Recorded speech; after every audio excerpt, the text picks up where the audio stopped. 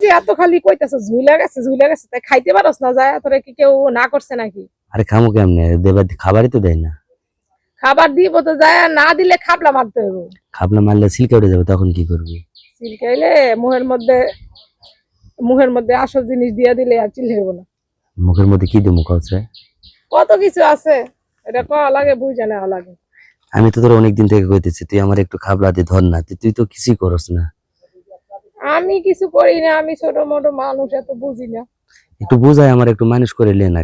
কি হয়েছে, তুই একা আমি একা দুজনে। তাও ঠিক, ওই যে একটা কথা আছে না, তোমারও জামাই নাই আমারও বউ নাই, চলো দুইজন সংসার করে খাই। আচ্ছা যাই হোক, কেউ যদি আমার সাথে সংসার করে খাইতে চান ওই যে গানের মতো, তাহলে অবশ্যই যোগাযোগ করবেন। আমরা দুইজনে টোনাটুনির মতো সংসার করবো আর সারা জীবন একসাথে থাকবো। যদি কারো মনে হয় যে এই আমাকে তার ঘরণী বানান যায়, আমাকে তার পাশে নিয়ে চলা যায়, তাহলে অবশ্যই আমার সাথে যোগাযোগ করবেন। কিন্তু অবশ্যই আগে আমরা রিলেশন করব, কারণ বিয়ের শাদী তো আসলে সারা জীবনের ব্যাপার।